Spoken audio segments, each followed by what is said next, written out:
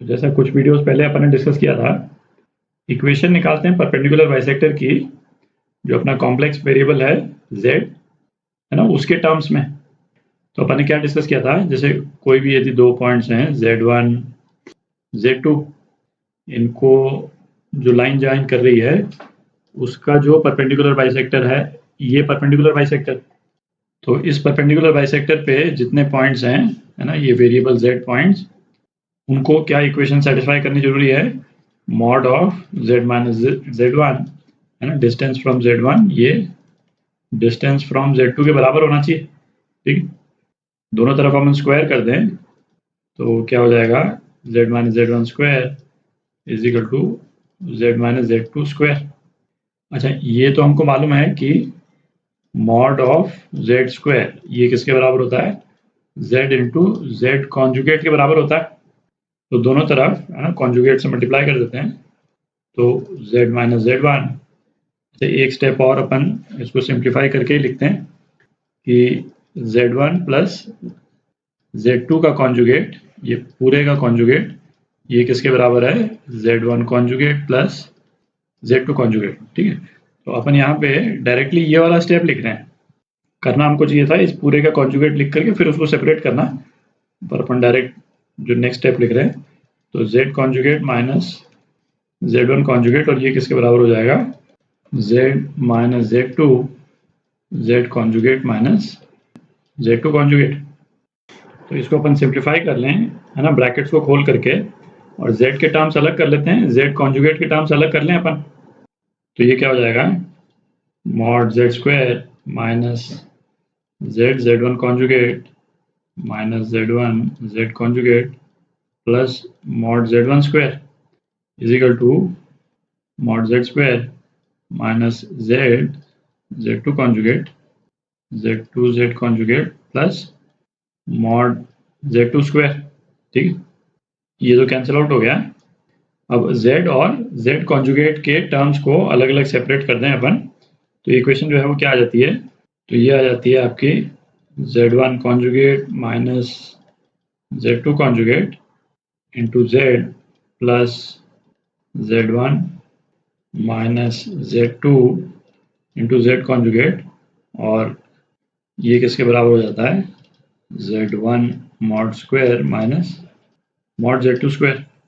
तो ये जो इक्वेशन आ गई, ये परपेंडिकुलर बाइसेक्टर की इक्वेशन आ गई, और ये किसके टर्म्स में है, ये z और z कॉन्जुगेट के टर्म्स में है, मतलब कॉम्प्लेक्स वेरिएबल्स के टर्म्स में है।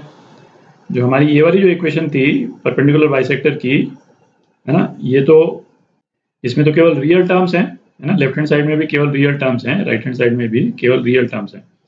तो इस तरह की इक्वेशन भी अपने को कहीं पे, है ना, मतलब दी हो किसी क्वेश्चन में, तो हमको पहचानना आना चाहिए कि ये परपेंडिकुलर बाइसेक्टर की इक्वेशन हो सकती है ना। इस पे एग्जांपल भी करेंगे अपन। अब इसी तरह से, है ना, ये तो परपेंडिकुलर बाइसेक्टर हो गया, अपन सर्कल की इक्वेशन निकालते हैं, सर्कल की जनरल इक्वेशन करते हैं उसको। तो सर्कल की केस में अपन ने क्या डिस्कस किया था कि कोई भी यदि फिक्स पॉइंट है, अपन ने z0 बोला था उसको, और उस फिक्स पॉइंट से जो हमारा वेरिएबल पॉइंट है z, उसका डिस्टेंस कॉन्स्टेंटली a मेंटेन रहता है। तो ये z जो वेरिएबल पॉइंट है वो किस रिलेशन को सेटिस्फाई करेगा, z माइनस z0, ये डिस्टेंस है z0 से, और ये a के बराबर होगा, है ना। ये इक्वेशन ऑफ सर्कल अपन ने देखी थी, और जो सर्कल है वो इस तरह से डिपिक्ट हो जाएगा, तो कुछ ऐसा नजर आएगा सर्कल। अच्छा, जनरल इक्वेशन निकालने के लिए अगेन, है ना, इसको दोनों तरफ स्क्वायर कर दें, ये a स्क्वायर के बराबर, और, है ना, ये वाला टर्म जैसा अभी अपन ने किया परपेंडिकुलर बाइसेक्टर के केस में, इसके कॉन्जुगेट से मल्टीप्लाई कर देते हैं, है ना, z conjugate minus z0 conjugate, ये a स्क्वायर के बराबर। तो इसको ब्रैकेट को खोल करके हम रीअरेंज कर लें तो क्या आ जाएगा अपने पास में, z conjugate plus minus z0 conjugate into z plus minus z0 into z conjugate plus mod z0 square minus a square is equal to 0, है ना। ये आपकी जनरल इक्वेशन आ गई सर्कल की। z के टर्म्स में। इसमें आप देखें जो ये वाली टर्म जो है ये बेसिकली क्या है, मॉड z स्क्वायर है, जो x square plus y square के बराबर होता है। पिछले वाले केस में जब परपेंडिकुलर बाइसेक्टर की इक्वेशन निकाली थी, ये वाली टर्म जो है वो कैंसिल आउट हो गई थी। ठीक है, इस वाले केस में ये वाली टर्म कैंसिल आउट नहीं होती है, जिससे हमारे को एक्स स्क्वायर और वाई स्क्वायर के टर्म्स मिल जाते हैं इक्वेशन में। क्योंकि बाकी जो ये टर्म्स हैं इस पूरी इक्वेशन में, उसमें एक्स स्क्वायर और वाई स्क्वायर तो कहीं आएगा ही नहीं। ठीक है, पर ये वाली जो टर्म है हमको एक्स स्क्वायर वाई स्क्वायर दे देती है, जिससे हमारी सर्कल की इक्वेशन बन जाती है। अच्छा, तो इस वाली इक्वेशन को अपन जनरल टर्म्स में कैसे लिख सकते हैं, z z bar plus k z plus k z conjugate plus c is equal to 0।